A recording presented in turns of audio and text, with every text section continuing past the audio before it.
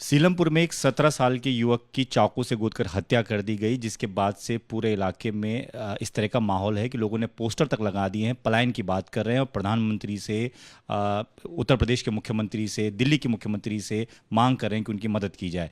हमारे साथ इस मामले में बातचीत के लिए आम आदमी पार्टी के वरिष्ठ नेता और सांसद संजय सिंह हैं। संजय जी, ये जो दिल्ली, राजधानी दिल्ली की घटना है, सीलमपुर इलाके की घटना है, लोग पलायन करने को मजबूर हो रहे हैं, पोस्टर लगा रहे हैं, इस पर आपका क्या?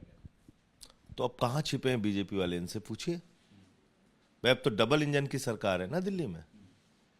अपराधों का मामला मैंने संसद के अंदर भी उठाया। प्रधानमंत्री, गृह मंत्री, राष्ट्रपति, उपराष्ट्रपति, तमाम सांसद, तमाम कैबिनेट मंत्री जिस दिल्ली में रहते हैं, दुनिया के तमाम राजदूत जिस दिल्ली में रहते हैं, वहां पर अपराध चरम पर है। कोर्ट के अंदर हत्या हो जा रही है, महिला के साथ गैंग रेप करके उसको कई किलोमीटर तक घसीटा जाता है इसी राजधानी दिल्ली में। तो अगर आपसे देश की राजधानी दिल्ली नहीं संभल रही है, तो आप देश में कानून व्यवस्था कैसे संभालेंगे? आप बंगाल को लेके तो रोज आग उगल रहे हैं और ऐसी घटनाओं पे आप लोग खामोश हो जाते हैं, चुप हो जाते हैं। न गृह मंत्री बोलते हैं, न प्रधानमंत्री बोलते हैं, न उनकी पार्टी बोलती है, न मुख्यमंत्री बोलती है।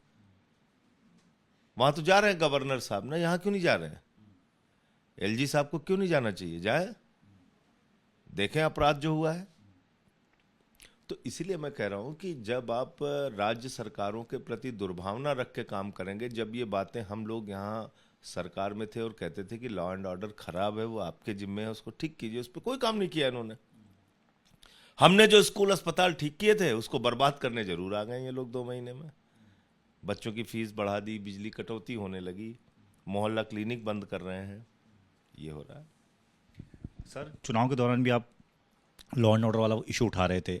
अब क्योंकि पश्चिम बंगाल के मुर्शिदाबाद में जो हुआ, उसके बाद वहाँ पलायन की जिस तरह की स्थिति पैदा हुई, बीजेपी ने तमाम सवाल उठाए। तो खुद बता यहाँ रहे हैं ना दिल्ली कि राजधानी लोग अगर राजधानी में लोग पलायन के पोस्टर लगा रहे हैं, तो इस पे बीजेपी वालों से सवाल पूछिए ना, गृह मंत्री जी से। अपराध को नियंत्रित करने के लिए भारतीय जनता पार्टी, गृह मंत्री जी, प्रधानमंत्री जी क्या कर रहे हैं? हर साल 500 हत्या देश की राजधानी में हो रही, कोई मामूली बात नहीं है। यहां गैंगवॉर हो रहे हैं सड़कों पे, कोई मामूली बात नहीं है। कोर्ट के अंदर हत्या हो जा रही है, यहां कोर्ट के अंदर हत्या, जहां न्याय के लिए लोग जाते हैं। तो आप बताइए।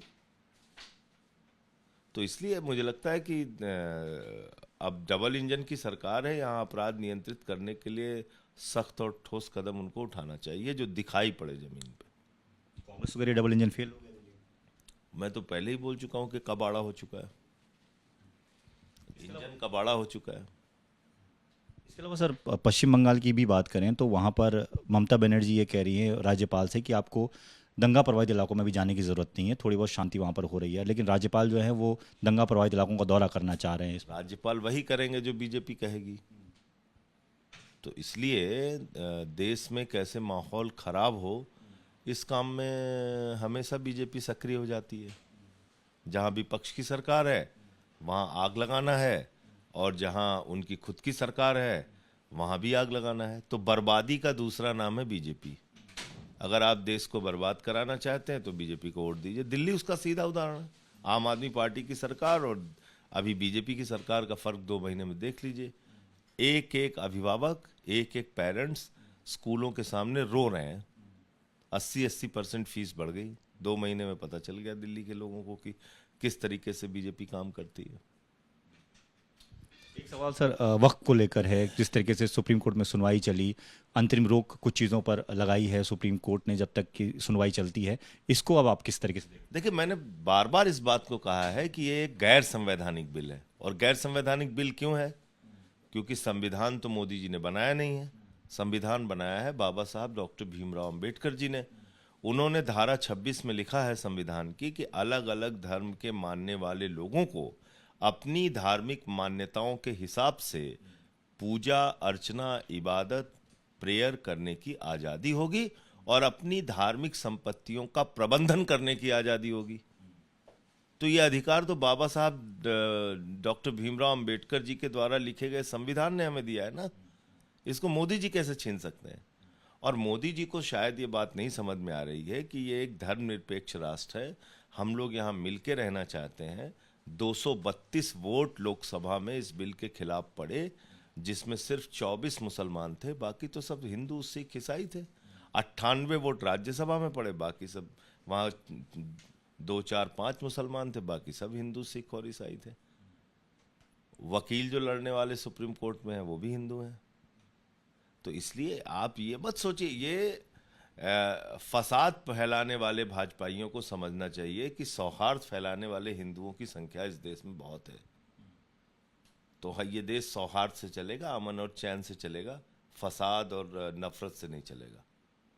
सरकार ये तो कह रही है ना कि भ्रष्टाचार की भी काफ़ी सारी चीज़ें इसमें थी। भ्रष्टाचार खत्म करने के लिए अगर कानून आ रहा है तो इसमें विपक्षियों को क्यों परेशानी हो रही है? ये किस बेवकूफ भाजपाई के द्वारा तर्क दिया जाता है, मुझे तो समझ में नहीं आता। तुमने भ्रष्टाचार रोकने के लिए जो कानून था उसको कमजोर कर दिया। पहले सजा थी 3 साल की, अब सजा तुमने कर दी 2 साल की। पहले था नॉन बेलेबल ऑफेंस, अब उसको कर दिया बेलेबल ऑफेंस। तो मैं बार बार जो बात कह रहा हूं कि यह कानून बनाया गया है मोदी जी के दोस्तों को वक्फ की जमीन कब्जा करके देने के लिए, और यही काम ये गुरुद्वारा की जमीनें कब्जा करेंगे, ये चर्च की जमीनें कब्जा करेंगे, ये मंदिरों की जमीनें कब्जा करेंगे। किया नहीं इन्होंने अयोध्या में? 13,000 एकड़ जमीन रक्षा विभाग की उठा के अपने दोस्तों को दे दिया मोदी जी ने। 300 मंदिर तोड़े काशी के अंदर, और वहां मंदिर तोड़ के जमीन व्यापार करने के लिए व्यापारियों को दे दिया। ये धर्म के नाम पे धंधा करने वाले लोग हैं, झूठ बोलने वाले लोग हैं। मैं पूछ तो रहा हूं, वक्फ के कानून को आपने मजबूत किया या कमजोर किया? आपने 3 साल की सजा को घटा के 2 साल कर दिया। जो नॉन बेलेबल ऑफेंस था उसको बेलेबल ऑफेंस कर दिया। फिर आप कह रहे हो कि नहीं नहीं साहब, हम तो भ्रष्टाचार रोकना चाहते हैं।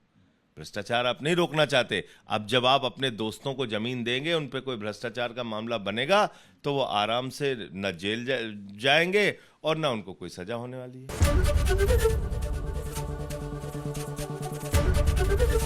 एबीपी गंगा, खबर आपकी, जुबान आपकी।